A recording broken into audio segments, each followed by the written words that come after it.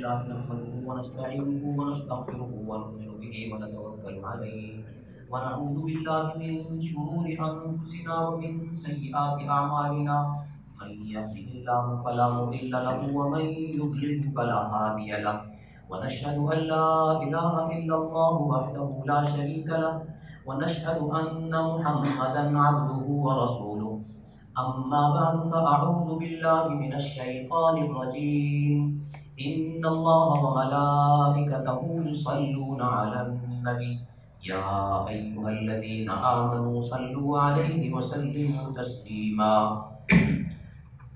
اللهم صل على محمد وعلى آل محمد كما صليت على إبراهيم وعلى آل إبراهيم إنك حميد مجيد اللهم بارك على محمد وعلى آل محمد كما باركت على إبراهيم وعلى آل إبراهيم إنك حميد مجيد. قابل احترام حاضرین، عزیز طلباء، آج ہماری گفتگو کا عنوان فکر غامدی کا تجزیاتی مطالعہ، کمپیریٹیو اسٹڈی کے ایک طالب علم ہونے کے حوالے سے دور حاضر کو جب ہم دیکھتے ہیں تو یہ مکالمے اور حوار کا دور ہے کہ آپ اپنے نقطہ نظر کو دلیل و برہان کے ساتھ پیش کرتے ہیں تاکہ سننے والا خود یہ فیصلہ کر سکے کہ کس موقف میں کتنی جان ہے اور کون سا موقف صرف میڈیا کی حد تک پذیرائی رکھتا ہے اور اس میں دلیل و برہان کے حوالے سے کتنی جان ہے.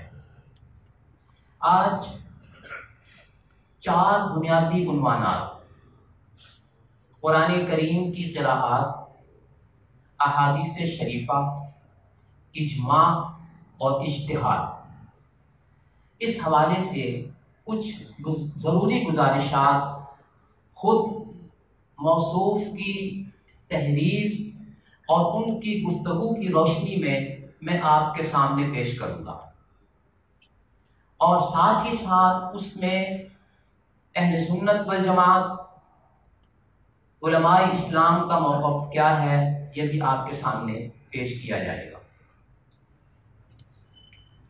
سب سے پہلے قرآن کریم کے حوالے سے جب ہم قرآن کریم کی قراءات کی طرف آتے ہیں تو امت اسلامیہ میں قراءات کا ایک پہلو علمی اور فکری ہے، ایک پہلو اس کی عملی قبولیت کے حوالے سے ہے کہ پوری دنیا میں ان قراءات کو امت میں کتنی پذیرائی ملی، کتنی قبولیت ہوئی اور علماء اسلام نے کس حد تک اس کو آگے پڑھایا اور بڑھایا. آپ حضرات قرآن کریم کو براہ راست دیکھیں یا قرآن کریم کی قراءات کو سنیں، آپ قراءت حفص کو بھی سنتے ہیں اور دیگر قراءات کو بھی سنتے ہیں. کیا کبھی کسی نے یہ کہا کہ یہ جو قراءت حفص پڑھی گئی ہے یہ تو قرآن ہے اور یہ جو باقی قراءات پڑھی گئی ہیں یہ فتنہ عجم ہے؟ کسی عالم اسلام کے عالم نے یہ بات کی؟ امت میں اس بات کی کوئی حیثیت، کوئی وزن ہے؟ یہ آپ کے سامنے مختلف قرآن کریم ہے جنہیں آپ قرآن کہتے ہیں، جو قرآن کے نام پہ چھپے اور قرآن کے نام پہ پڑھے اور پڑھائے جاتے ہیں. یہ قراءت حفص میں چھپا ہوا قرآن کریم ہے جسے ہم اور آپ اس علاقے میں پڑھتے ہیں. یہ قراءت ورش میں چھپا ہوا قرآن کریم ہے جسے المغرب یعنی مراکش، الجزائر اور اس کے گرد و نواح ممالک میں پڑھا جاتا ہے. یہ قالون کی قراءت میں چھپا ہوا قرآن کریم ہے جو عالمی نشریاتی ادارہ مجمع ملک فہد کی طرف سے چھپے ہوئے قرآن کریم کے یہ نسخے ہیں، اور یہ نسخے وہاں چھپ کر متعلقہ ممالک میں بھیجے جاتے ہیں اور وہاں کے مسلمان اس کو پڑھتے ہیں. قرآن کی حیثیت سے اسے پڑھا جاتا ہے، قرآن ہی کی حیثیت سے اسے سمجھا جاتا ہے. کبھی کسی نے یہ آواز بلند نہیں کی کہ یہ جو حفظ والا قرآن کریم ہم پڑھتے ہیں یہ تو قرآن ہے، اور باقی جتنے قرآن ہیں یہ قرآن نہیں، یہ فتنہ عجم ہے۔ لیکن آئیے آج ہم جس فکر کا تجزیاتی مطالعہ کرنا چاہتے ہیں، آئیے ہم دیکھتے ہیں کہ قرآن کریم کے بارے میں قراءات کے حوالے سے ان کا موقف کیا ہے۔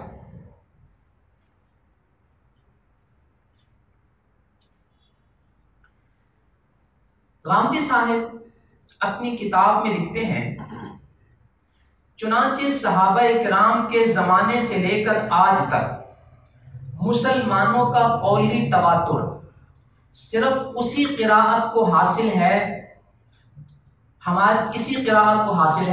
ہمارے علماء اسے قراءت حفظ کہتے ہیں۔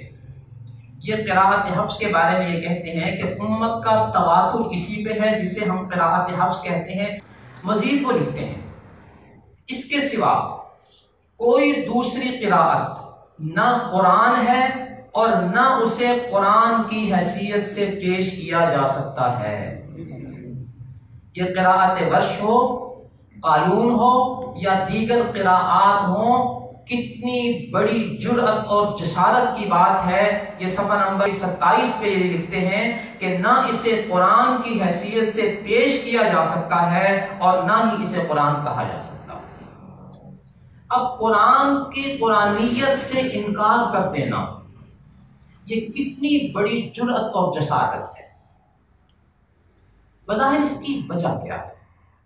وجہ صرف اور صرف یہ ہے کہ محدود علم اور محدود معلومات کی بنیاد پر ان کے ذہن میں قراءت حفظ کے علاوہ بقیہ قراءات کا جو علمی تصور اور خاکہ ہے وہ نہیں تھا۔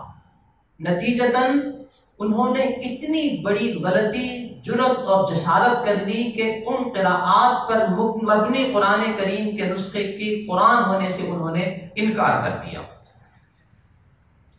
وہ مزید لکھتے ہیں، یہ بالکل قطعی بات ہے کہ قرآن کی ایک ہی قراءت ہے جو ہمارے مصاحف میں ثبت ہے۔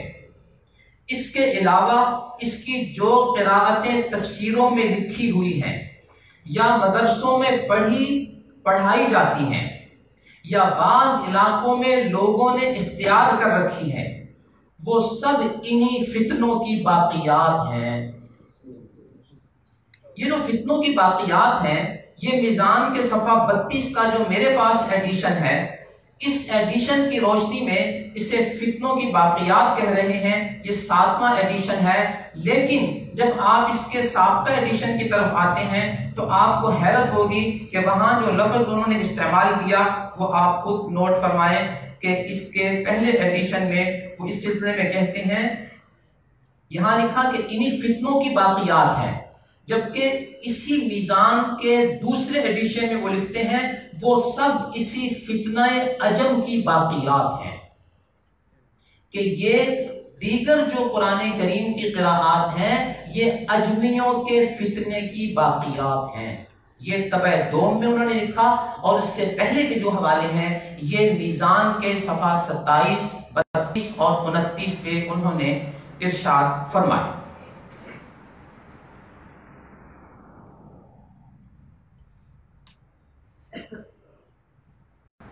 یہاں سے آپ نے علمی معاملات میں قرآن کے حوالے سے جب یہ کہا جاتا ہے ہر لیکچر میں، ہر چینل کے انٹرویو اور بیان میں کہ میرا قرآن کریم کا مطالعہ یہ کہتا ہے، میری قرآنک ریسرچ یہ کہتی ہے، اور اس قرآنک مطالعہ اور قرآنک ریسرچ کے نام پہ جو کچھ پیش کیا جاتا ہے اس میں کتنا علمی وزن ہے، کتنی جان ہے، کتنی گہرائی ہے، وہ آپ صرف اور صرف اس سمپل اور عام سی بات اندازہ فرما سکتے ہیں کہ قراءت حفظ چونکہ پڑھائی جاتی ہے ان کے ہاں، انہوں نے صرف یہ پڑھی، دوسروں کے بارے میں کوئی علمی بیک گراؤنڈ نہیں ہے، تو انہوں نے اپنے محدود سطحی علم کی بنیاد کے اوپر ان چیزوں کے قرآن کریم کے قرآن ہونے سے انکار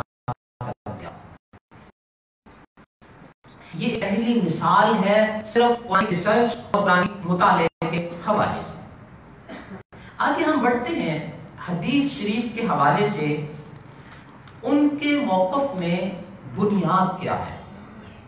قرآن احادیث شریفہ کے بارے میں شروع دور سے ایک تحریک چلتی رہی کہ احادیث شریفہ کو عقل کی بنیاد پہ ہم پرکھیں گے، جو چیز ہماری عقل تسلیم کرے گی اس حدیث کو ہم مان لیں گے، جس چیز کو ہماری عقل تسلیم نہیں کرے گی ہم اسے حدیث تسلیم نہیں کریں گے۔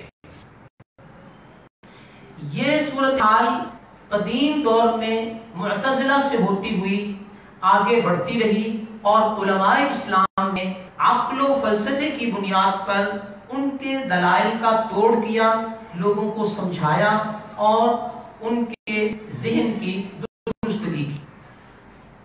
آپ حضرات کو شرح عقائد اور اس موضوع پہ جو دوسری کتابیں علم کلام کی پڑھائی جاتی ہیں، عام طور پر جب آپ پڑھ رہے ہوتے ہیں تو بعض بچوں کے ذہن میں آتا ہے اور جی یہ آج سے 1200 سال پرانی باتیں ہیں، اس دور کے افکار ہیں، یہ ہم اس دور میں پڑھائے جا رہے ہیں۔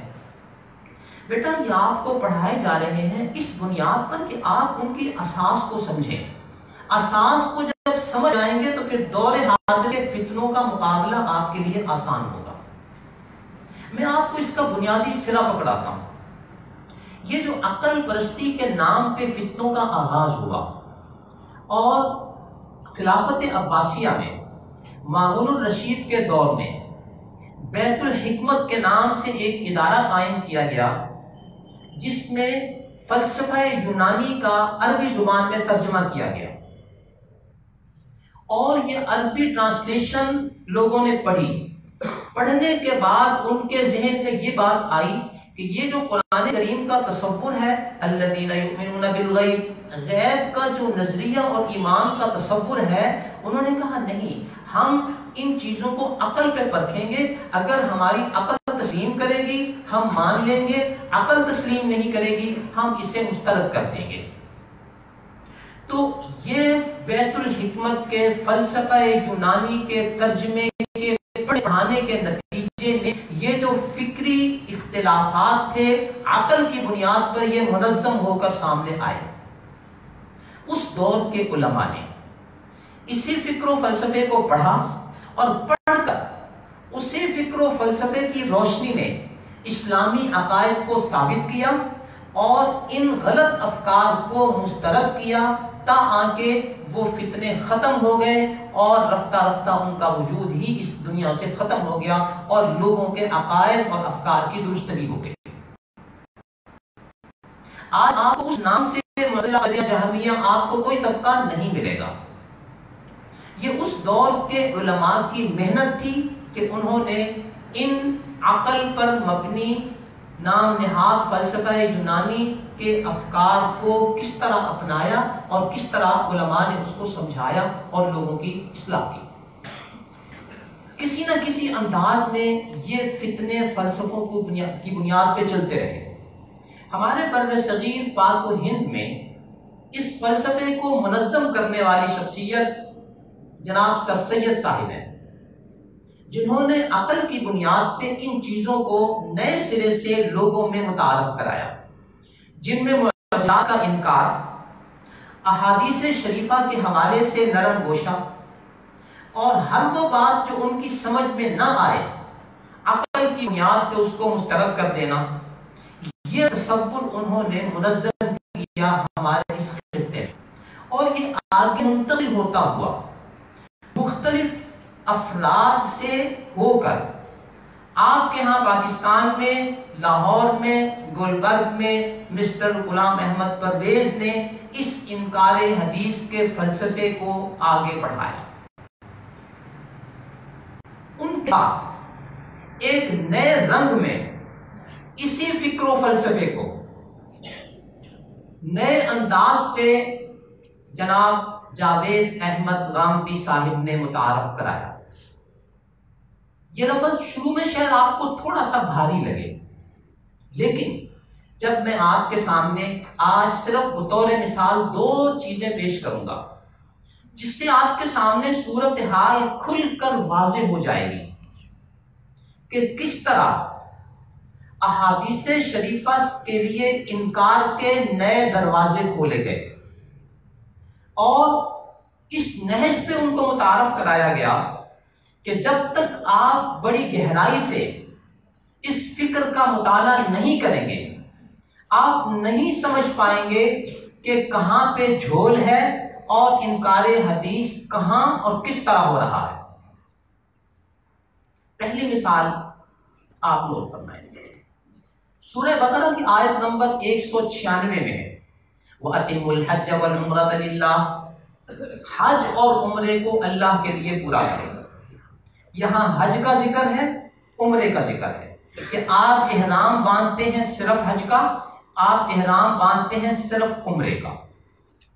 آگے جا کر اللہ رب العزت ارشاد فرماتے ہیں، فَمَن تَمَتَّعَ بِالْعُمْرَةِ إِلَى الْحَجِّ فَمَا اسْتَيْسَرَ مِنَ الْهَدْيِ، جو حج اور عمرے کو اکٹھا کرنا چاہے تو وہ ہدی بھی دے، قربانی بھی پیش کرے۔ تو یہاں حج اور عمرے کو اکٹھا کرنے کا ذکر دوسری قسم کی شکل میں بیان کیا گیا۔ حج اور عمرے کو جب آپ اکٹھا کرتے ہیں تو اس کی دو شکلیں بنتی ہیں۔ ایک شکل یہ ہوتی ہے کہ آپ حج اور عمرے کا اکٹھا ہی احرام باندھ لیں، پہلے جا کر عمرہ کریں گے اور اسی احرام میں رہیں گے اور حج کریں گے، قربانی دیں گے، پھر آپ حج کے احرام سے فارغ ہوں گے۔ دوسری شکل حج اور عمرے کو ایک سفر میں اکٹھا کرنے کی یہ ہوتی ہے کہ آپ نے پہلے عمرے کا احرام باندھا اور عمرہ ادا کر کے احرام سے فارغ ہو گئے، پھر مکہ مکرمہ سے حج کا احرام باندھا اور حج ادا کیا، اور حج کی ادائیگی کے بعد قربانی کر کے آپ احرام سے فارغ ہو گئے۔ تو اب حج کا احرام ایک ہوا، عمرے کا احرام دوسرا ہوا، اور حج اور عمرے کو اکٹھا اگر کیا جائے گا تو اس کی دو شکلیں بنی، جس کے لیے قرآن کریم نے فَمَن تَمَتَّعَ بِالْعُمْرَةِ إِلَى الْحَجِّ کا لفظ استعمال کیا کہ اگر آپ حج اور عمرے کو اکٹھا کرنا چاہیں تو آپ کو قربانی دینی ہوگی۔ قرآن کریم نے اس نہج پہ اختصار کے ساتھ اور اجمال کے ساتھ حج کی ان اقسام کو بیان فرما دیا۔ صرف حج کا احرام، صرف عمرے کا احرام، حج اور عمرے کا اکٹھا احرام، یا عمرے کا علیحدہ اور حج کا علیحدہ ایک ہی سفر میں احرام باندھنا۔ نبی اکرم صلی اللہ علیہ وسلم، جنہیں اللہ رب العزت نے قرآن کریم کے منصب تبیین و تشریح پر فائز کیا کہ ہم آپ پر جو قرآن کریم نازل کرتے ہیں اس کی تبیین و تشریح جو ہے یہ آپ کے سپرد کی جاتی ہے۔ وَأَنزَلْنَا إِلَيْكَ الذِّكْرَ لِتُبَيِّنَ لِلنَّاسِ مَا نُزِّلَ إِلَيْهِمْ، سورہ نحل کی آیت ہے کہ ہم نے آپ پر قرآن کریم اتارا ہے تاکہ آپ اس کو لوگوں کے سامنے کھول کھول کر بیان کرتے ہیں۔ لِتُبَيِّنَ لِلنَّاسِ مَا نُزِّلَ إِلَيْهِمْ، تو اللہ تعالیٰ نے نبی اکرم صلی اللہ علیہ وسلم کو قرآن کریم کے منصب تبیین و تشریح پر فائز کیا ہے۔ نتیجتاً بہت سارے وہ مسائل، وہ چیزیں جو قرآن کریم میں اختصار کے ساتھ منقول ہیں، نبی اکرم صلی اللہ علیہ وسلم نے اپنے قول اور مبارک عمل کے ذریعے اس کی تبیین و تشریح کر کے قرآن کا مفہوم متعین فرما دیا اور امت کو ایک نمونہ دے دیا۔ آگے حج کے حوالے سے، حج تمتع کے حوالے سے نبی اکرم صلی اللہ علیہ وسلم کی کیا تعلیمات ہیں، ان آیات مبارکہ کی روشنی میں اور منصب تبیین و تشریح کی روشنی میں، تو ارشاد نبوی ہے، من اراد ان یحل بحج وعمرۃ فلیفعل، جو شخص حج اور عمرے کا اکٹھا احرام باندھنا چاہے وہ اکٹھا باندھ لے۔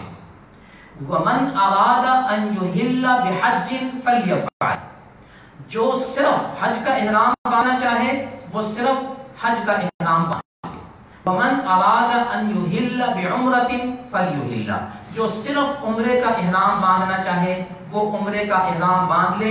صحیح مسلم حدیث نمبر 2913۔ یہاں نبی اکرم صلی اللہ علیہ وسلم نے اپنے حج کے موقع پر اپنے ساتھ جانے والے صحابہ کرام کو یہ 3 شکلیں بتا دی کہ جو صرف حج کا احرام اکیلے باندھنا چاہتا ہے وہ اکیلے حج کا احرام باندھ لے، جو یہیں سے حج اور عمرے کا اکٹھا احرام باندھنا چاہتا ہے وہ اکٹھا احرام باندھ لے، جو صرف عمرے کا احرام باندھنا چاہتا ہے ابھی وہ عمرے کا احرام باندھ کے چلا جائے، وہاں جا کے عمرہ کرے گا، عمرے کے بعد پھر وہیں سے حج کا احرام باندھ کے حج کرے گا۔ تو یوں مسلم شریف کی اس روایت میں نبی اکرم صلی اللہ علیہ وسلم نے قرآن کریم کی اس آیت نمبر 196 سورہ بقرہ کی تبیین و تشریح فرماتے ہوئے یہ واضح 3 قسمیں متعین فرما دی۔ مزید آگے بڑھتے ہیں، پھر میں آپ کو اور اگلی بات کی طرف لے کے چلوں گا۔ سیدہ عائشہ رضی اللہ تعالی عنہ نبی اکرم صلی اللہ علیہ وسلم کی ان تینوں باتوں کی روشنی میں صحابہ کرام کا عمل یوں نقل فرماتی ہیں، فَمِنَّا مَنْ أَرَادَ بِعُمْرَةٍ، ہم میں سے کچھ لوگوں نے تو صرف عمرے کا احرام باندھ لیا اور اس کی نیت کر لی، وَمِنَّا مَنْ أَحَلَّ بِحَجٍّ وَعُمْرَةٍ، اور کچھ لوگوں نے حج اور عمرے کا اکٹھا احرام باندھ لیا، وَمِنَّا مَنْ أَحَلَّ بِالْحَجِّ، اور کچھ وہ لوگ تھے جنہوں نے صرف حج کا احرام باندھا۔ جس نے صرف عمرے کا احرام باندھا وہ ابھی عمرہ کرے گا جا کر اور پھر وہیں سے حج کا احرام باندھ کے ایک ہی سفر میں عمرہ اور حج ہو گئے، لیکن عمرے کا احرام علیحدہ، حج کا احرام علیحدہ۔ جنہوں نے ایک ہی سفر میں ایک ہی احرام میں حج اور عمرہ کرنا تھا انہوں نے اکٹھا ہی احرام باندھ لیا۔ وَمِنَّا مَنْ أَحَلَّ بِحَجٍّ، اور ہم میں سے کچھ لوگوں نے صرف حج کا احرام باندھا۔ تو نبی اکرم صلی اللہ علیہ وسلم نے یہ تینوں قسمیں ارشاد فرمائی تھی نا، تو صحابہ کرام نے بھی انہی تینوں قسموں کے مطابق اپنا عمل کر کے دکھایا اور انہی تینوں قسموں کے مطابق انہوں نے احرام باندھا۔ اس صورتحال کے بعد خود نبی اکرم صلی اللہ علیہ وسلم نے جو حج کی نیت فرمائی ہوئی تھی اس کا اظہار اور اس کی وضاحت کیسے ہوئی؟ سیدنا علی رضی اللہ تعالی عنہ حج سے کچھ پہلے یمن میں تھے اور نبی اکرم صلی اللہ علیہ وسلم کے ساتھ حج کی سعادت حاصل کرنے کے لیے تشریف لائے۔ نیت بڑی عجیب کی کہ میں وہی حج کروں گا جو میرے نبی اکرم صلی اللہ علیہ وسلم نے کرنا ہے، جو آپ کی نیت وہی میری نیت۔ جب نبی اکرم صلی اللہ علیہ وسلم سے ملاقات ہوئی تو آپ نے ارشاد فرمایا کہ بھی آپ نے کون سا حج کرنا ہے؟ تو عرض کیا آقا میں نے تو وہی نیت کی ہے جو آپ کی ہے۔ آپ نے ارشاد فرمایا قرنتو، میں نے قران کی نیت کر لی ہے کہ حج اور عمرہ میں نے ایک سفر میں ایک ہی احرام کے ساتھ باندھ کر قران کی نیت کر لی ہے، لہذا میرا حج قران ہے۔ اب یہ 3 قسمیں نبی اکرم صلی اللہ علیہ وسلم نے بیان فرما دی، صحابہ نے ان پر عمل کر دیا۔ اس کے ساتھ اب آپ اگلی ایک بات ملائیں اور غور فرمائیں کہ کس طرح قرآن کریم کے مفہوم اور احادیث شریفہ کی ان واضح تعلیمات کی روشنی میں، جبکہ سیدہ عائشہ رضی اللہ تعالیٰ عنہ کی جو روایت ہے اس کا حوالہ بھی آپ سن لیجئے، بخاری حدیث نمبر 1562 اور مسلم شریف حدیث نمبر 2916۔ تو دونوں روایتیں جو میں نے آپ کے سامنے پیش کی ہیں، پہلی روایت مسلم شریف کی، دوسری روایت بخاری اور مسلم دونوں کتابوں کی روایت ہے۔ یہاں غامدی صاحب ایک عجیب بات کہتے ہیں، وہ کہتے ہیں کہ میرے نزدیک حج کی کوئی قسم نہیں ہے، حج کی قسمیں بنانا، حج کی قسمیں بنانا یہ غلطی ہائے مضامین ہے۔ میں نہیں سمجھتا کہ یہ تمتع لوگوں نے کہاں سے بنا لیا، یہ قرآن لوگوں نے کہاں سے بنا لیا ہے۔ جس تمتع کا ذکر نبی اکرم صلی اللہ علیہ وسلم کرے، جس افراد کا ذکر نبی اکرم صلی اللہ علیہ وسلم کرے، جس قرآن پہ خود نبی اکرم صلی اللہ علیہ وسلم عمل کر کے دکھائیں اور فرمائیں قرنتو، تو وہ فرماتے ہیں کہ میں نہیں سمجھتا کہ لوگوں نے یہ تمتع کہاں سے بنا لیا، لوگوں نے قران کہاں سے بنا لیا، اور یہ تقسیم کرنا، حج کی اقسام بیان کرنا، حج کی قسمیں بنانا، یہ غلطی ہائے مضامین ہے۔ اب یہ کتنی بڑی جرأت اور جسارت ہو گئی کہ نبی اکرم صلی اللہ علیہ وسلم اس آیت نمبر 196 سورہ بقرہ کی تشریح میں حج کی 3 قسمیں بیان فرمائیں اور صحابہ کرام ان تینوں پہ عمل کر کے دکھائیں، اور غامدی صاحب اسے غلطی ہائے مضامین کہیں اور کہیں میرے نزدیک حج کی کوئی قسم نہیں ہے، یہ لوگوں نے بنا لی ہے۔ اللہ معاف فرمائے، نبی اکرم صلی اللہ علیہ وسلم ان کے نزدیک لوگ ہو گئے، صحابہ کرام ان کے نزدیک لوگ ہو گئے، اور کتنی جسارت ہے کہ میرے نزدیک حج کی کوئی قسم نہیں ہے۔ اب یہ جو میں نے ابھی آپ کے سامنے 2 روایتیں پیش کی، ان میں صرف حج کی اقسام ذکر کی ہے۔ اگلی روایت آپ سنیں، مسلم شریف کے حوالے سے سیدہ عائشہ رضی اللہ تعالی عنہا باقاعدہ ان تینوں اقسام کے نام کو بیان فرما رہی ہیں، جس سے بات بالکل واضح ہو جاتی ہے۔ فرماتی ہیں منا من احل بالحج مفردا، ہم میں سے کچھ لوگوں نے حج افراد کا احرام باندھا، ومنا من قرنا، اور ہم میں سے کچھ لوگوں نے قران کیا، ومنا من تمتع، اور ہم میں سے کچھ لوگوں نے تمتع کیا۔ یہ مسلم شریف کی حدیث نمبر 2923 ہے۔ یوں جن 3 اقسام پہ عمل کیا، ان 3 اقسام کے لیے باقاعدہ سیدہ عائشہ رضی اللہ تعالی عنہا مسلم شریف کی اس منقول روایت میں وہ نام بھی ذکر کر رہی ہیں کہ سیدہ عائشہ کے دور میں، اس دور میں اس اکیلے حج کو افراد کہتے تھے، ایک سفر میں ایک ہی احرام کے ساتھ کیے جانے والے حج اور عمرے کو قران کہتے تھے، اور ایک ہی سفر میں علیحدہ عمرہ علیحدہ حج کیے جانے والے کو تمتع کہتے تھے۔ تو ان تینوں قسموں کا ذکر خود صحابہ کرام کے دور مبارک میں عملاً بھی موجود تھا اور ناموں کے اعتبار سے بھی موجود تھا۔ اب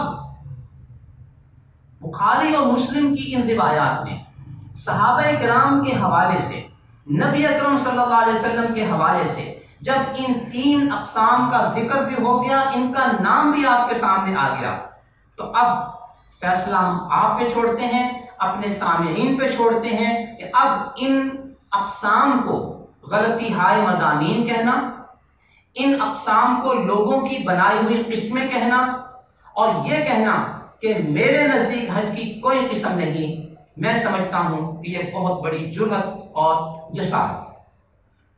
یہاں ہم ایک بڑا سوال ادب سے کر سکتے ہیں۔ اللہ تعالیٰ نے ارشاد فرمایا وَأَتِمُّ الْحَجَّ وَالْعُمْرَةَ لِلَّهِ، حج کرو عمرہ کرو، 2 احرام کی قسمیں تو یہ ہو گئی۔ فَمَن تَمَتَّعَ بِالْعُمْرَةِ إِلَى الْحَجِّ فَمَا اسْتَيْسَرَ مِنَ الْهَدْيِ، کہ ایک سفر میں حج اور عمرے کو کرنے کا ذکر یہاں آ گیا۔ آگے 2 قسمیں نبی اکرم صلی اللہ علیہ وسلم نے ارشاد فرمائی کہ ایک احرام سے ہوں گی یا 2 احراموں کے ساتھ ہوں گی۔ تو گویا اللہ تعالیٰ نے بھی کچھ قسمیں حج کی خود بیان فرما دی واضح طور پر، نبی اکرم صلی اللہ علیہ وسلم نے بھی اپنے ارشاد گرامی سے ان تینوں قسموں کا تعین فرما دیا، صحابہ کرام نے ان پر عمل کر کے دکھا دیا، سیدہ عائشہ رضی اللہ تعالی عنہا نے ان کے نام بھی بتا دیے۔ اب ایک طرف منصب الوہیت ہے، ایک طرف منصب رسالت اور منصب نبوت ہے، تیسرے نمبر پر منصب صحابیت ہے۔ منصب الوہیت بھی حج کی قسمیں بتا رہا ہے، منصب نبوت اور رسالت بھی حج کی قسمیں بتا رہا ہے، منصب صحابیت بھی حج کی قسمیں بتا اور ان پر عمل کر رہا ہے۔ آج 15ویں صدی میں اگر کوئی میڈیا اسکالر ان اقسام کا انکار کرتا ہے تو ہم بڑے ادب سے ان سے یہ سوال کرنے میں حق بجانب ہیں کہ آپ کو منصب الوہیت پہ کسی نے فائز کیا ہے؟ آپ منصب رسالت پہ فائز ہیں؟ آپ منصب صحابیت پہ فائز ہیں کہ اللہ کے نبی کے صحابہ کے ان اعمال اور ان ناموں کے مقابلے میں آج آ کر آپ کہیں میرے نزدیک حج کی کوئی قسم نہیں ہے؟ تو یہ گویا اپنے آپ کو منصب الوہیت، منصب نبوت اور منصب صحابیت پر فائز کرنے کے مترادف ہے۔ اس سے واضح ہو گیا آپ کے لیے کہ کس طرح جو چیز احادیث شریفہ میں ہے، میں نے صرف اور صرف آپ کے سامنے بخاری اور مسلم کے حوالے پیش کیے کہ بعد میں کسی اور کتاب کے حوالے سے بات کی جائے تو یہ نہ کہا جائے کہ اس پر کلام ہے، اس پہ کسی راوی کی کوئی بحث ہے، نہیں، میں نے بات کو مختصر کرنے کے لیے صرف اور صرف بخاری اور مسلم کے حوالے سے آپ کے سامنے بات رکھی تاکہ واضح ہو جائے کہ یہ سب کچھ موجود ہے اور ان کا انکار کرنا کیا یہ حدیث شریف کا انکار نہیں؟ تو آج مسٹر غلام احمد پرویز کو تو ہم کہتے ہیں منکر حدیث، لیکن ہمارے موصوف میڈیا اسکالر نے حدیث کے انکار کا جو انداز اختیار کیا وہ تھا قرآنک ریسرچ اور میرا قرآنک مطالعہ۔ اس نام پہ انہوں نے حدیث پر نقب لگائی۔ ایک مثال میں نے آپ کے سامنے پیش کی۔ آگے ہم محدثین کے حوالے اسی بات کو لے کر آگے بڑھتے ہیں۔ امام بخاری رحمۃ اللہ علیہ نے باقاعدہ باب باندھا ہے، باب التمتع والقران والافراد بالحج۔ امام مسلم رحمۃ اللہ علیہ نے باب باندھا ہے، باب بیان وجوہ الاحرام وانه يجوز افراد الحج والتمتع والقران، کہ حج افراد کرنا، تمتع کرنا اور قران کرنا۔ امام ترمذی رحمۃ اللہ علیہ نے باب باندھا ہے، باب ما جاء فی افراد الحج۔ پھر باب باندھا ہے، باب ما جاء فی التمتع۔ تیسرا باب باندھا ہے، باب ما جاء ان القارن یطوف طوافا واحدا۔ امام نسائی رحمۃ اللہ علیہ نے 3 باب باندھے، افراد الحج، القران، التمتع۔ ابن ماجہ رحمۃ اللہ علیہ نے 3 باب باندھے، باب الافراد بالحج، باب من قارن الحج والعمرہ، باب التمتع بالعمرہ الی الحج۔ یہ ایک دوسرے نہج پہ ہم بات کو سمجھنا چاہتے ہیں کہ منصب الوہیت، منصب نبوت، منصب صحابیت کے بعد حضرات محدثین نے، صحاح ستہ کے ان مؤلفین نے باقاعدہ ناموں کے ساتھ ان 3 اقسام کا ذکر کیا اور ان پر باب باندھے۔ اب اس کا انکار کر دینا، کیا یہ صحاح ستہ کی ان احادیث کا انکار نہیں جن پر یہ ابواب باندھے گئے ہیں؟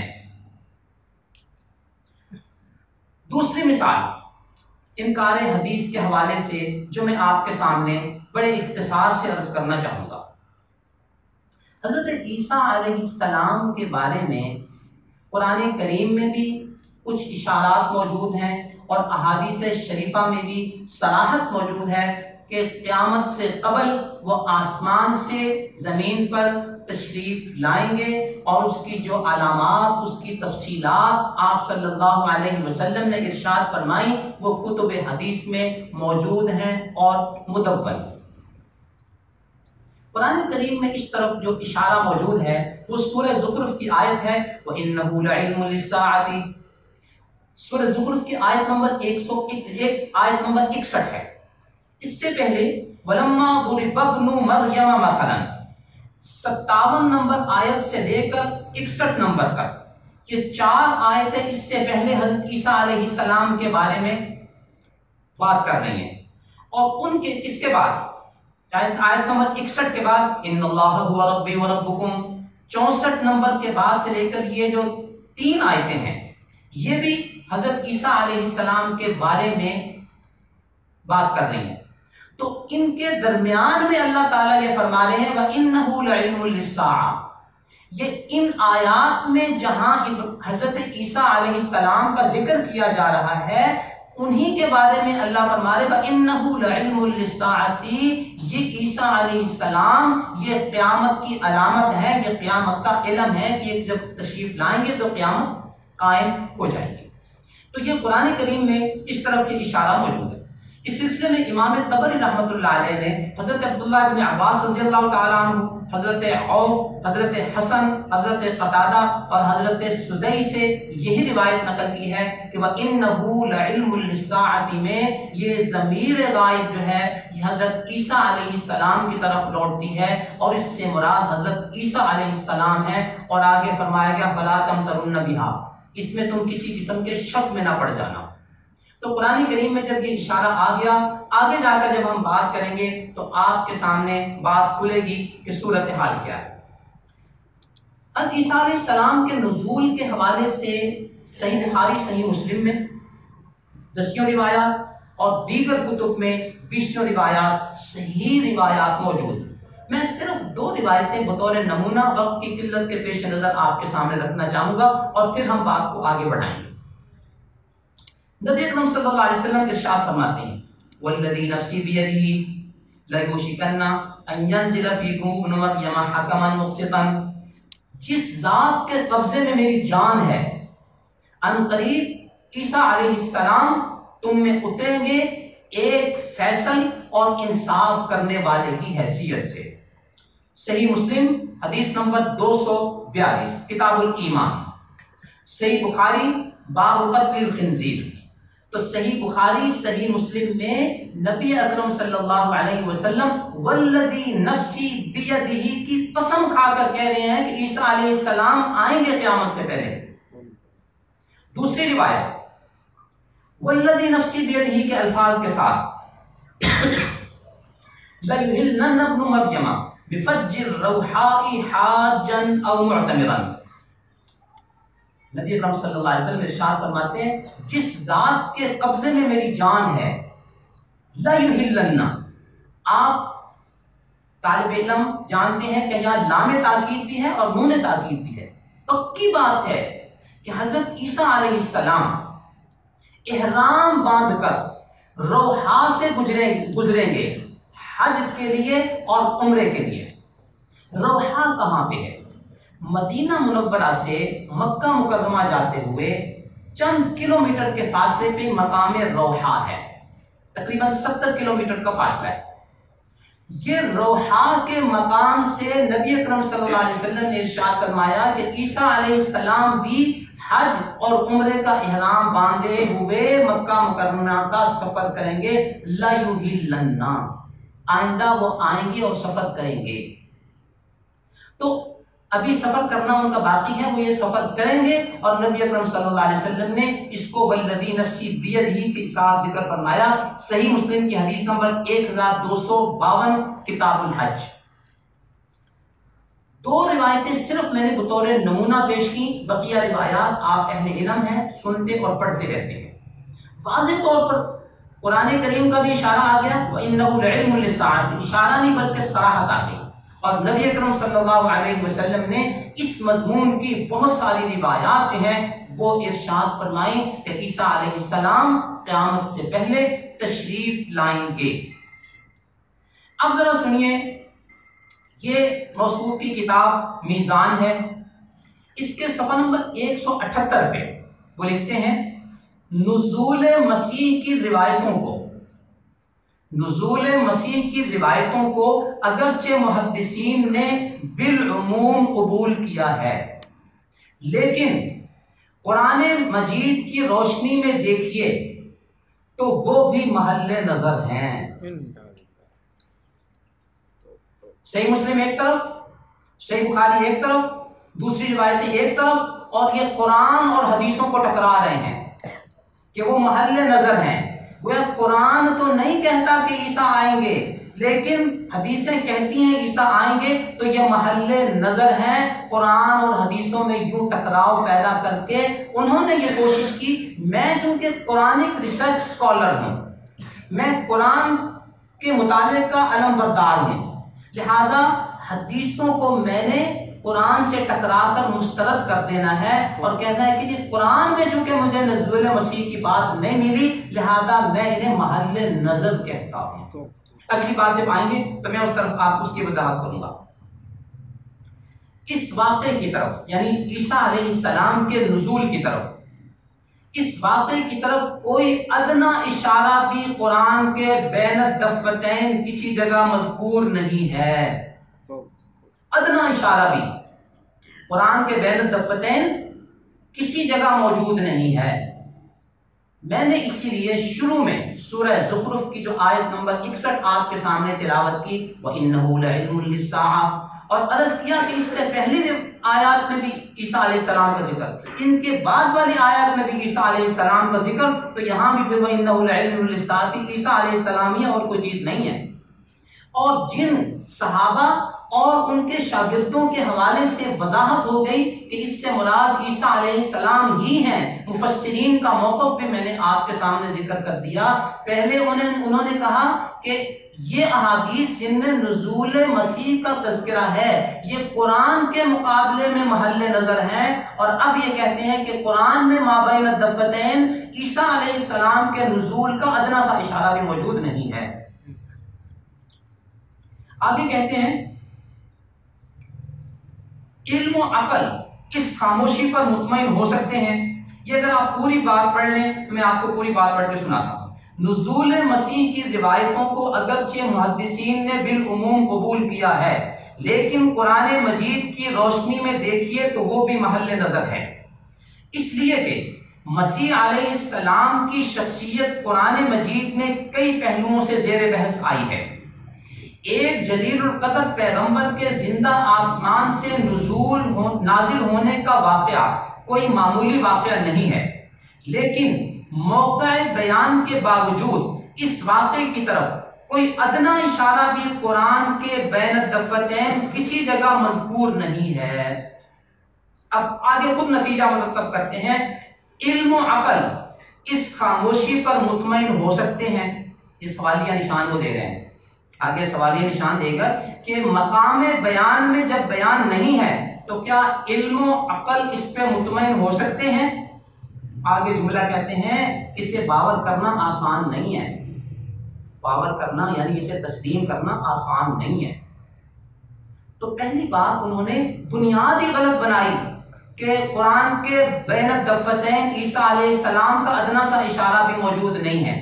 یہ وَإِنَّهُ لَعِلْمٌ لِلسَّاعَةِ والی آیت کو چھپانا ہے، اور یہ چھپانا اسے اگر آپ بڑے ادب سے کوئی عنوان دیں تو خیانت کا عنوان دے سکتے ہیں کہ ایک چیز موجود ہے اور وہ اپنے سادہ لوگ سامعین کو جو چینل پہ بیٹھ کے بیچارے سن رہے ہوتے ہیں انہیں قرآنک ریسرچ کے نام پہ یہ تصور دینا کہ میں نے مطالعہ کیا ہوا ہے اور پورے قرآن میں ادنا سا اشارہ بھی موجود نہیں ہے۔ اب یہ تو آپ اہل علم سے مطالعہ کر کے بتائیں گے کہ حضور یہ جو وَلَمَّا ضُرِبَ ابْنُ مَرْیَمَ سے لے کر آگے تک آیتیں ہیں اور ان کے درمیان میں وَإِنَّهُ لَعِلْمٌ لِلسَّاعَةِ کا تذکرہ ہے، کیا یہ قرآن میں عیسیٰ علیہ السلام کے نزول کی طرف اشارہ نہیں ہے؟ کہاں گئی آپ کی قرآنک ریسرچ اور کہاں گیا آپ کا قرآنی مطالعہ، اور آپ کہہ رہے ہیں کہ مابین الدفتین یہ چیز موجود نہیں ہے؟ اگر ان کو علم ہے پھر بھی ذکر نہیں کیا تو خیانت ہے، اور اگر علم نہیں ہے تو پھر قرآنک مطالعہ اور قرآنک ریسرچ کا جو دعویٰ ہے یہ اس میں کوئی وزن نہیں ہے۔ یہ بھی میزان کے صفحہ نمبر 178 پہ انہوں نے اس بات کو ذکر کیا۔ میزان کے صفحہ 179 پہ وہ کہتے ہیں سیدنا مسیح کو آنا ہے تو یہ خاموشی کیوں ہے؟ قرآن کے حوالے سے کہہ رہے ہیں سیدنا مسیح کو آنا ہے تو خاموشی کیوں ہے؟ اس کی کوئی وجہ سمجھ نہیں آتی۔ یوں انہوں نے حضرت عیسیٰ علیہ السلام کے نزول کے حوالے سے تشکیک پیدا کرنے کے لیے یہ مقدمہ باندھا، اور اس سے ایک بات تو یہ واضح ہوئی کہ قرآن کی آیت جو موجود تھی اس کا ذکر نہیں کیا، دوسرا احادیث شریفہ جن میں واضح طور پر نزول مسیح کا ذکر موجود ہے، اب نزول مسیح کو تسلیم نہ کرنا کیا یہ ان احادیث شریفہ کا انکار نہیں ہے؟ کیوں جی؟ ان احادیث شریفہ کا انکار نہیں ہے۔ حدیثیں کہتی ہیں آئیں گے، وہ کہتے ہیں محل نظر ہے، کہتے ہیں اسے تسلیم کرنا آسان نہیں ہے، عقل اس پہ کیسے خاموش رہ سکتی ہے؟ یوں یہ دوسری مثال میں نے آپ کے سامنے پیش کی جس میں احادیث شریفہ واضح صحیح مسلم، صحیح بخاری کی روایتیں، صحیح روایتیں جن کا انکار کیا گیا ہے نزول مسیح کے حوالے سے۔ اب آپ اس کو ایک اور زاویے سے ذرا پرکھنے کی کوشش کریں کہ ان کا یہ دعویٰ کہ قرآن میں بیان وہ محل بیان کے موقع پہ بیان نہیں کیا گیا، تو اس کو ذرا ہم ایک اور زاویے سے لے کے آگے بڑھتے ہیں۔ قرآن کریم میں لفظ صلاۃ 51 جگہ پہ ہے اور لفظ صلوات 5 جگہوں پہ، 56 جگہوں پہ لفظ صلاۃ اور صلوات کا ذکر جو ہے وہ موجود ہے۔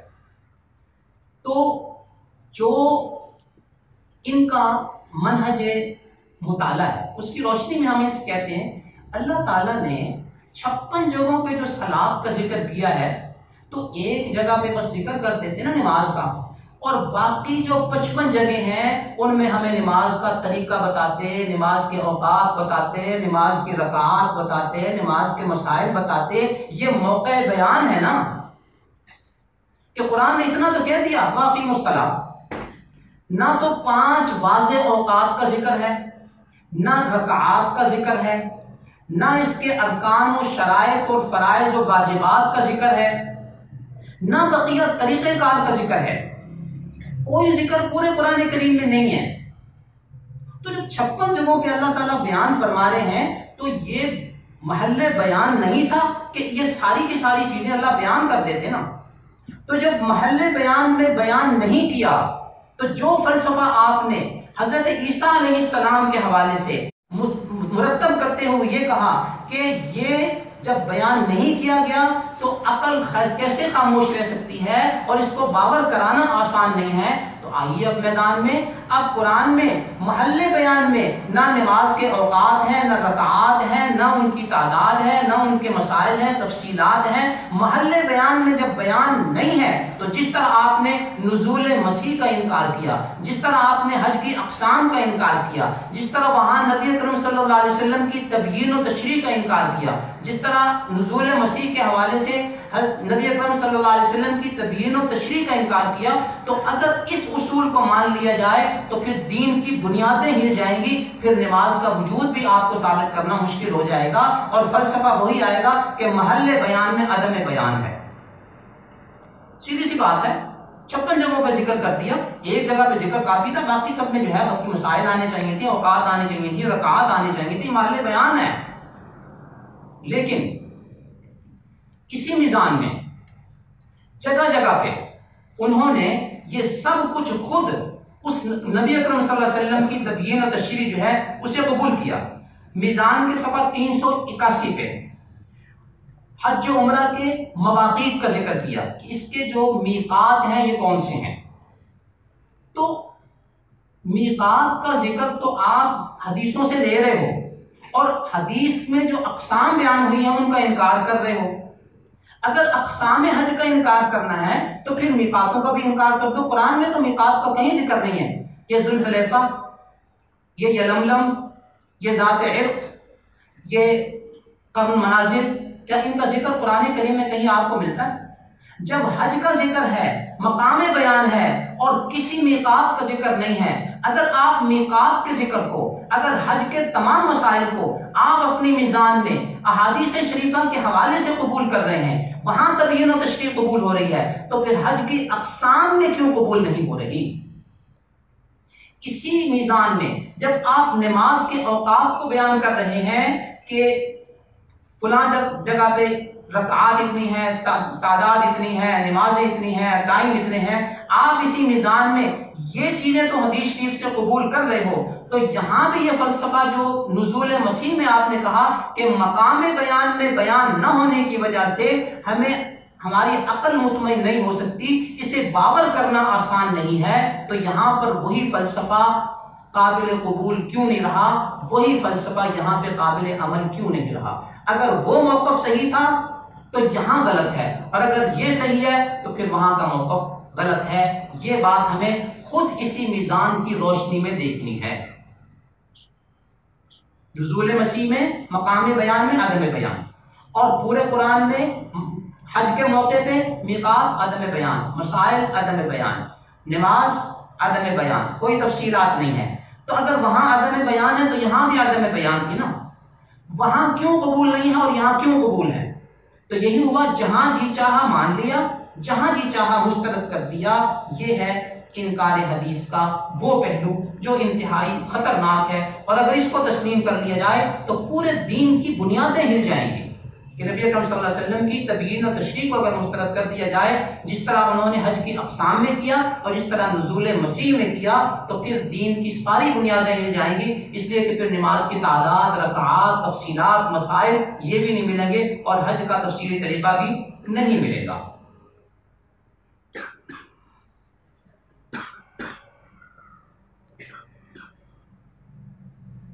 احادیث کے حوالے سے یوں ایک خلاصہ بات کے سامنے آیا کہ صحیح بخاری، صحیح مسلم کی روایات کا انکار اور احادیث نزول کا انکار۔ دوسرے نمبر پہ نزول مسیح کا عقیدہ ہو یا حج کی اقسام ہو، یہ امت کا ایک اجماعی عقیدہ ہے۔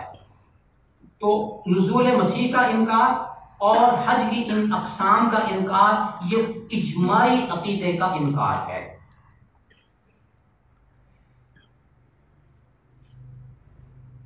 اب ہم آتے ہیں اجماع کے حوالے سے۔ قرآن کی قراءات کے حوالے سے موقف آپ کے سامنے آ گیا، کس قدر بے احتیاطی اور قلت علم پر مبنی۔ احادیث شریفہ کے حوالے سے دو مثالیں میں نے آپ کے سامنے پیش کر دی۔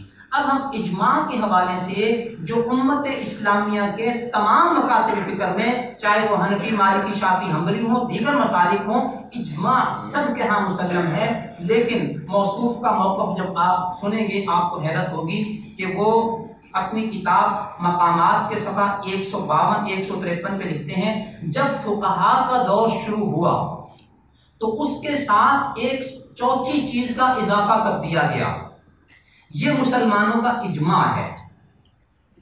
اس کے بعد سے اب تک بالعموم مانا جاتا ہے کہ اسلامی شریعت کا ایک مصدر یہ اجماع بھی ہے۔ دین کے مآخذ میں یہ اضافہ یقیناً ایک بدعت ہے۔ اجماع جو امت اسلامیہ کا ایک متفقہ عقیدہ ہے، موصوف اس کتاب مقامات کے صفحہ 151 153 پہ اس اجماع کو ایک بدعت قرار دے رہے ہیں۔ آپ حضرات جب اجماع کی دلیل پڑھتے ہیں تو وَمَن يُشَاقِقِ الرَّسُولَ مِن بَعْدِ مَا تَبَيَّنَ لَهُ الْهُدَىٰ، اس آیت کو آپ پیش کرتے ہیں، اس آیت کے بارے میں سن لیجئے، وَمَن يُشَاقِقِ الرَّسُولَ، یہ استدلال کس قدر بے بنیاد ہے، وہ اس کو اجماع کی بنیاد بھی تسلیم کرنے کے لیے تیار نہیں ہے۔ صفحہ 161 مقامات میں لکھتے ہیں، جو چیزیں محل تدبر یا محل اجتہاد ہیں ان کے سمجھنے میں غلطی ہو سکتی ہے اور امت کے سب لوگ اس پر جمع ہو سکتے ہیں۔ آپ یہ کہتے ہیں کہ نبی اکرم صلی اللہ علیہ وسلم کا ارشاد گرامی ہے کہ میری امت گمراہی پر جمع نہیں ہوگی۔ موصوف یہ کہتے ہیں کہ ساری کی ساری امت غلطی پر جمع ہو سکتی ہے۔ اس بات کا تذکرہ انہوں نے مقامات صفحہ 161 پہ کیا۔ اب آپ آئیے اجتہاد کے بارے میں موصوف کا موقف کیا ہے۔ آپ اجتہاد کے بارے میں سمجھتے ہیں کہ جو مسائل منصوص ہیں قرآن کریم، احادیث شریفہ، اقوال صحابہ میں، ان پر اجتہاد نہیں ہوتا۔ جو مسائل غیر منصوصہ ہیں اور جدید ہیں، کوئی اس میں نص نہیں ہے، وہاں علماء امت اجتہاد کرتے ہیں، اور اس اجتہاد کے جو بھی طریقے ہمارے یہاں قیاس ہے، استحسان ہے، دوسری اس کی اقسام ہے، تو جن جن طریقوں سے وہ اجتہاد کیا جاتا ہے وہ ایک حقیقت ہے، لیکن اس اجتہاد کے بارے میں ایک انتہائی سطحی بات جو میں ابھی آپ سے ذکر کرنے لگا ہوں، جس سے آپ کو اندازہ ہوگا کہ اتنے بھاری بھرکم ٹائٹل، اتنے بھاری بھرکم عنوانات، بھاری بھرکم نالج، قرآنی ریسرچ، قرآنی مطالعہ، میری تحقیق، لیکن اس میں وزن اور دلیل و برہان کتنی ہے یہ آپ ابھی محسوس فرمائیں گے۔ اجتہاد صرف ان امور میں کیا جائے گا جن کے بارے میں قرآن و سنت خاموش ہیں، ٹھیک ہو گیا۔ اس کا ان امور سے کوئی تعلق نہیں جو قرآن و سنت میں صراحت کے ساتھ بیان ہوئے، بالکل صحیح ہے، مقامات صفحہ 152۔ صفحہ 154 پہ عجیب بات لکھتے ہیں، کہتے ہیں یہ بات واضح رہے کہ اجتہاد کی کوئی شرائط نہیں ہے، یہ بات واضح رہے کہ اجتہاد کی کوئی شرائط نہیں ہے، لوگوں کو اجتہاد کرنا چاہیے، ان میں سے ایک غلطی کرے گا تو دوسرے کی تنقید اسے درست کر دے گی۔ مقامات صفحہ 154۔ سیدھی سی بات آپ دیکھیے کہ جو اجتہاد ہے کس چیز کی روشنی میں کیا جائے گا؟ قرآن و حدیث کی روشنی میں کیا جائے گا۔ جب قرآن و حدیث کی روشنی میں کیا جائے گا تو سب سے پہلا جنرل ایک تصور ہے کہ جو قرآن و حدیث کی روشنی میں اجتہاد کرنا چاہے گا اسے قرآن اپنی اصل زبان میں، حدیث اپنی اصل زبان میں سمجھنے آتی ہو یا نہ آتی ہو۔ قرآن کو سمجھ سکتا ہو نا عربی میں، حدیث کو سمجھ سکتا ہو عربی میں، تو پھر اس میں اجتہاد کر پائے گا نا۔ تو پہلی بات تو یہ طے ہو گئی کہ اسے عربی آنی چاہیے، پھر وہ اجتہاد کر پائے گا۔ اور یہ کہہ رہے ہیں کوئی شرط ہے ہی نہیں۔ آگے بات یہ ہے کہ آپ جن مسائل میں اجتہاد کرنا چاہتے ہیں آپ کو پتہ ہونا چاہیے کہ یہ منصوص ہے یا غیر منصوص ہے۔ منصوص ہونے کے تعین کے لیے آپ کو پہلے قرآن کا علم ہونا چاہیے کہ نہیں ہونا چاہیے، حدیث شریف کا علم ہونا چاہیے کہ نہیں ہونا چاہیے، تاکہ آپ کو پتہ چلے کہ یہ قرآن میں منصوص ہے، یہ حدیث میں منصوص ہے، اس میں اجتہاد نہیں ہوگا۔ یہ قرآن میں منصوص نہیں، حدیث میں منصوص نہیں، لہذا اس میں اجتہاد کرنا پڑے گا۔ تو اس کے لیے بھی قرآن کا علم اور حدیث کا علم ہونا چاہیے کہ نہیں ہونا چاہیے؟ تو ان کا یہ کہنا کہ کوئی شرط ہی نہیں ہے، اجتہاد کے لیے کوئی شرط نہیں ہے۔ تیسرے نمبر پہ طے شدہ مسئلہ ہے کہ جن مسائل میں اجماع منعقد ہو چکا ہے ان میں اجتہاد کی گنجائش نہیں ہے، اس لیے کہ اس پہ امت نے اجماع کر لیا ہے، اب اسی پہ ہم نے عمل کرنا ہے اجماع کی بنیاد پہ۔ تو ہمیں معلوم ہونا چاہیے کہ کون کون سے مسائل پہ اجماع منعقد ہو چکا ہے۔ علماء نے اس پہ کتابیں لکھی ہیں، کتاب الاجماع کے نام سے، جس میں ان مسائل کو جمع کیا جن پہ اجماع ہو چکا ہے۔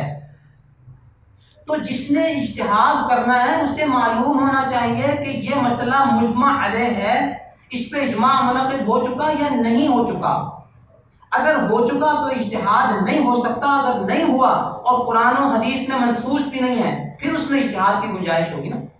تو اجماع کا علم ہونا چاہیے کہ نہیں ہونا چاہیے؟ تو کیسے کہہ دیا گیا کہ اجتہاد کی کوئی شرط ہی نہیں ہے؟ جو مسائل منسوخ ہو چکے ان منسوخ شدہ مسائل کا تذکرہ آپ کو قرآن کریم میں مل جائے گا۔ شراب کے حوالے سے آپ کو ابتدائی مرحلہ کیا ملے گا؟ تتخذون منہ سکرا ورزقا حسنا، پہلا مرحلہ ہے کہ آپ اس سے سکرن وہ نشہ بھی بناتے ہو اور رزقا حسنا، ایک اچھا رزق بھی لیتے ہو۔ تو رزق حسن کے مقابلے میں سکرن کو لا کے بتا دیا گیا کہ سکرن اچھی چیز نہیں ہے۔ یہ پہلا مرحلہ تھا ذہن سازی کا۔ اگلا مرحلہ کیا آ گیا کہ لا تقربوا الصلاۃ وانتم سکارا، کہ نماز کے وقت اگر تم نے شراب پی ہو، نشے کی پوزیشن میں ہو، نہ جایا کرو۔ تیسرا مرحلہ کیا آ گیا کہ فیہما اثم کبیر ومنافع للناس، کہ اس میں گناہ بہت ہے کچھ فائدہ بھی ہے، یہ ایک مرحلہ آ گیا۔ چوتھا مرحلہ آ گیا انما الخمر والمیسر والانصاب والازلام رجس من عمل الشیطان فاجتنبوہ۔ اب جو پہلے مراحل ہیں وہ منسوخ ہو گئے اور یہ ناسخ ہو گیا انما الخمر والمیسر، والی آخری آیت اب تتخذون منہ سکرا ورزقا حسنا سے استدلال نہیں کیا جا سکتا۔ اب یہ نہیں کہا جا سکتا کہ لا تقربوا الصلاۃ وانتم سکارا، نشہ صرف اس وقت منع ہے جب تم نے نماز پڑھنی ہو، اس کے علاوہ کر سکتے ہو۔ اب یہ نہیں کہا جا سکتا کہ فیہما اثم کبیر ومنافع للناس، نہیں کہا جا سکتا۔ یہ کب معلوم ہوگا کہ جسے قرآن کا علم ہوگا تو اسے پتہ چلے گا نا کہ شراب کی حرمت کے پہلے مراحل کون سے ہیں اور آخری مرحلہ کون سا ہے۔ ورنہ تو جب وہ پڑھنے لگے گا تو پہلے اس کو ملے گا فیہما اثم کبیر ومنافع للناس، اس کے بعد اس کو ملے گا لا تقربوا الصلاۃ وانتم سکارا، اس کے بعد اس کو ملے گا انما الخمر والمیسر والانصاب والازلام رجس من عمل الشیطان، اور اس کے بعد جا کے ملے گا سکرا ورزقا حسنا۔ وہ کہے گا یار آخری میں تو یہی آ رہا ہے تتخذون منہ سکرا ورزقا حسنا، تو لہذا ہو سکتا ہے یہی صحیح ہو۔ تو اس کو معلوم ہونا چاہیے کون کون سی چیزیں جو قرآن میں موجود ہیں لیکن منسوخ ہو چکی ہیں، اس کے لیے قرآن کا علم ہونا اور منسوخ شدہ مسائل کا علم ہونا ضروری ہے کہ نہیں؟ جنرل نالج ہے نا، عام سی بات ہے۔ تو یہ کہہ دینا کتنی سچی اور ہلکی بات ہے کہ اجتہاد کی کوئی شرائط نہیں ہے، ہر ایک کو اجتہاد کرنا چاہیے۔ اگر آپ 1.5 ارب مسلمان ہیں تو 1.5 ارب مسلمانوں کو حق ہے وہ اجتہاد کریں، تو 1.5 ارب مسلمان آپس میں دست و گریبان ہوں گے اور ایک کی تنقید دوسرے کی اصلاح کرنے کی۔ ابھی تک جو اختلافات ہمیں چل رہے ہیں ان میں تو ایک کی تنقید نے دوسرے کی اصلاح کر دی ہے نا، تو اب ہم 1.5 ارب مسائل میں 1.5 ارب مسلمانوں کو باہم دست و گریبان کر دیں کہ اجتہاد کرو، ایک دوسرے پہ تنقید کرو، خود ہی تمہاری اصلاح ہو جائے گی۔ اگر پہلے مسائل میں اصلاح ہو گئی ہے تو آئندہ بھی اصلاح ہو جائے گی۔ یوں عزیز طلباء، یہ چند مثالیں میں نے قرآن کریم کے حوالے سے آپ کے سامنے رکھ دی تو اس میں کتنی بے احتیاطی کا موقف اختیار کیا گیا، صرف قلت مطالعہ، قلت تحقیق اور قلت معلومات اور قلت ریسرچ کی بنیاد پہ کہ مسلمہ قرآنی نسخوں کو یہ کہہ دیا گیا کہ یہ فتنہ عجم ہیں اور انہیں قرآن کی حیثیت سے پیش نہیں کیا جا سکتا۔ 2 مثالیں میں نے آپ کے سامنے پیش کر دیں جس کی روشنی میں یہ بات واضح ہو گئی کہ حج کی اقسام کا تذکرہ نبی اکرم صلی اللہ علیہ وسلم نے کیا، صحابہ اکرام نے کیا، ناموں کے ساتھ کیا، اور محدثین نے باقاعدہ اس پر باب باندھے۔ موصوف کہتے ہیں کہ یہ غلطی ہائے مضامین ہے، تو حدیثوں کو غلط کہنا یہ حدیث کے انکار کی کتنی گھناؤنی قسم ہے۔ اور دوسری مثال میں نے آپ کے سامنے عرض کی نزول مسیح کے حوالے سے جتنی روایات ہیں ان تمام روایات کا انکار کر دیا۔ ایک انکار کا پہلو میں آپ کے سامنے اور رکھ دوں کہ عجیب فکر و فلسفہ ہے۔ ایک موقع پر یہ کہتے ہیں کسی سوال کے جواب میں کہ عیسیٰ علیہ السلام کے نزول کا جو مسئلہ ہے نا، قرآن میں تو میں نے تحقیق کی، قرآن میں تو مجھے اس کا کوئی تذکرہ نہیں ملا۔ حدیث کی پہلی کتاب موطا امام مالک ہے، اس میں بھی اس کا کوئی تذکرہ نہیں ملا۔ یہ جو 250 سال بعد لکھی جانے والی کتابیں ہیں ان میں بخاری ہے، مسلم ہے، ترمذی ہے، ابن ماجہ ہے، ابو داؤد ہے، نسائی ہے، یہ جو کتابیں 250 سال بعد لکھی گئی ہیں نا، ان میں حضرت عیسیٰ علیہ السلام کے نزول کا تذکرہ ملتا ہے۔ تو پہلی جو حدیث کی کتاب تھی موطا امام مالک، اس میں اس کا تذکرہ کیوں نہیں ہے؟ یہ فلسفہ رکھا انہوں نے۔ اس فلسفے کی روشنی میں پہلی بات تو یہ انہوں نے گویا کہ اس طرف اشارہ کیا کہ یہ جو بخاری مسلم کی روایات ہیں چونکہ 250 سال بعد لکھی گئی ہیں، لہٰذا ہم ان کو کس بنیاد پہ تسلیم کرتے ہیں؟ ان کی سند کی بنیاد پہ۔ تو 250 سال کا وقفہ بے شک ہے لیکن ان کی سند متصل ہے۔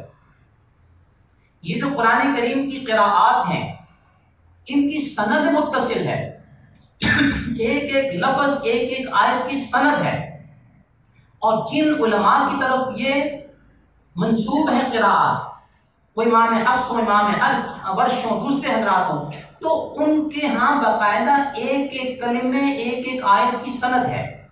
تو صرف یہ کہہ دینا کہ 250 سال بعد کی چیزوں میں ان نزول مسیح کی روایتوں کا تذکرہ ہے، یہ گویا ساری حدیث کے اس ذخیرے کو مشکوک بنایا جا رہا ہے، جبکہ ہماری بنیاد 250 سال نہیں ہے بلکہ وہ سند ہے، کہ وہ سند اتنی جاندار ہے کہ 250 سال کے بعد بھی اس میں آج 1400 سال گزرنے کے باوجود کسی راوی پر کسی کو انگلی اٹھانے کی ہمت اور جرت نہیں ہوئی۔ دوسرا جو ان کا انداز ہے کہ حدیث کی پہلی کتاب موطا امام مالک میں چونکہ اس کا ذکر نہیں ہے تو بعد کی کتابوں میں اس کا ذکر ہے۔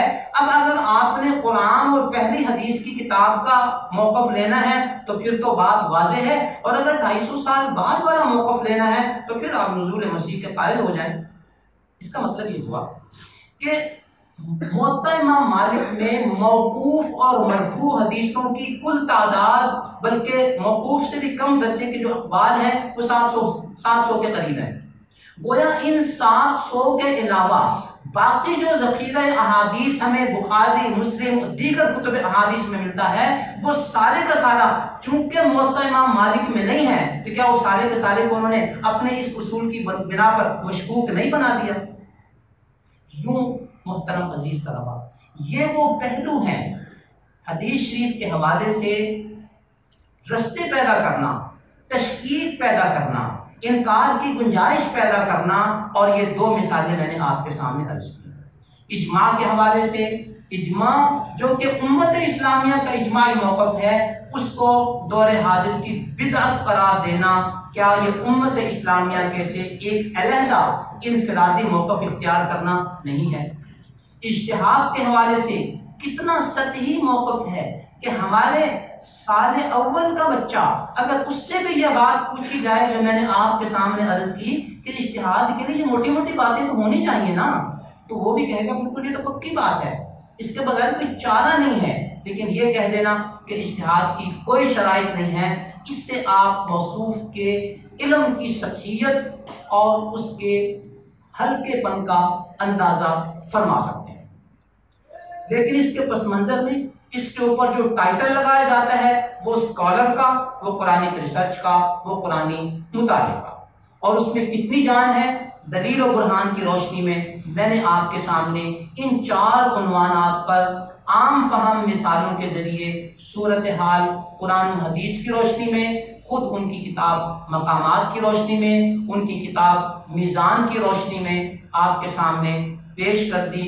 اور یہ ایک مکالماتی انداز ہے، جو کچھ ہم نے پیش کیا وہ دلیل و برہان کی روشنی میں اور ایک طالب علم ہونے کی حیثیت سے ہم سمجھنے کے لیے یہاں بیٹھے ہیں۔ اگر کوئی ہمیں سمجھانا چاہے اور بتانا چاہے ہاں جی میں اس وجہ سے اس قرآن کو قرآن نہیں مانتا، تو ہم اس کو سمجھنے کے لیے تیار ہیں۔ اور اگر کوئی کہتا ہے کہ جی میں اس وجہ سے نزول مسیح کی روایات کا انکار کرتا ہوں، تو ہم سمجھنے کے لیے تیار ہیں۔ لیکن بات یہ ہے کہ یہ سمجھنے سمجھانے والی بات نہیں ہے، یہ وہی انکار حدیث کے پہلو ہیں اور وہ مختلف گوشے ہیں، اور مسٹر غلام احمد پرویز کی وہ تحریک ہے جس کو ایک نئے انداز میں آگے بڑھایا جا رہا ہے۔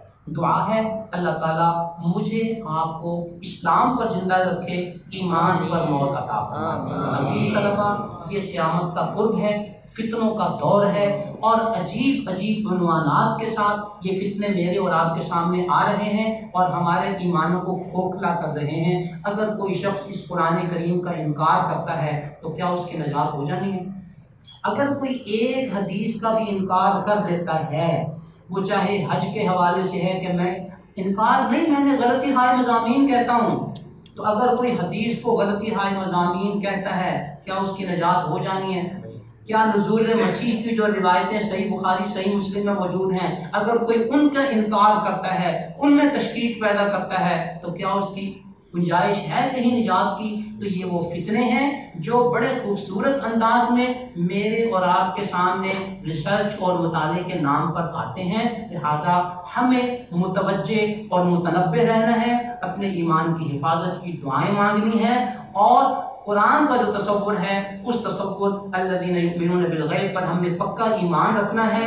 اور ایک بات ایمان کی سلامتی کے حوالے سے آپ اپنے ذہن میں رکھیے گا، ہمیشہ کسی موقع پر بھی اگر شیطان کسی بارے میں دین کے حوالے سے شک و شبہ ڈالے تو اپنے اکابر کی جو وفات کے اوقات ہیں اس پہ غور کر لیا کریں۔ اللہ تعالیٰ آپ کے ایمان کی حفاظت فرمائیں گے کہ ہمارے بزرگوں کی موت کیسے ہوئی اور دوسروں کی موتیں کیسے ہوئی ہیں، ہمارے بزرگوں کی قبروں سے خوشبوئیں اللہ تعالیٰ نے کیسے اٹھائی ہیں، وہ آپ سب حضرات کے سامنے ہیں۔ وہ ماضی قریب کے وہ واقعات ہیں جو خود آپ بھی جانتے ہیں اور آپ کے بھی دیکھے بھالے ہوئے ہیں۔ تو یہ وہ چیزیں ہیں جو اس بات پر آپ کو پکا اور پختہ کرتی ہیں کہ یہ وہ رستہ ہے، یہ وہ طریقہ ہے جس سے ہم نے وابستہ رہنا ہے، جس سے ہم نے پیوستہ رہنا ہے۔ اللہ ہمیں اسی رستے کے ساتھ وابستہ رکھے اور اسی رستے پر ہمیں موت عطا فرمائے۔ وآخر دعوانا ان الحمد للہ رب العالمین۔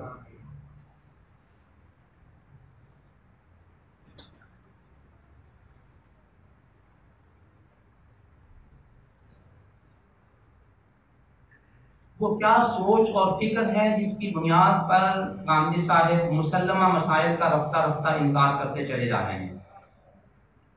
بیٹے بنیادی ایجنڈا تو وہی ہے جو بیت الحکمت کے دور سے شروع ہو کر معتزلہ قدریہ جہمیہ اس طبقے کا ہوا، اور بعد میں نے آپ کے سامنے اس کا تسلسل بیان کیا کہ وہ کس طرح آگے بڑھا اور اس کو کچھ لوگوں نے آگے بڑھایا اور یہ اسی ایجنڈے کی تکمیل کر رہے ہیں۔ لیکن نیا جال لایا پرانا شکاری، کہ صرف جال بدل گیا ہے اور اس کو نئے انداز میں پیش کیا گیا ہے۔ جب آپ کے سامنے حدیث میں تشکیک کا دروازہ کھول دیا اور آپ نے کچھ حدیثوں کو انکار کر دیا تو انکار حدیث کے گڑھے میں آپ گر گئے، اور بقیہ حدیثوں کی تشکیک جو ہے وہ پیدا کرنا آپ کے لیے آسان ہوگا۔ تو میں سمجھتا ہوں کہ بنیادی طور پر یہ اسی ایجنڈے کی تکمیل ہے جو انکار حدیث کا فتنہ ہے۔ اللہ تعالیٰ ہمیں اس سے محفوظ فرمائے۔ وآخر دعوانا الحمدللہ رب العالمین۔ نظروا للطيبة ونور طه يسطعون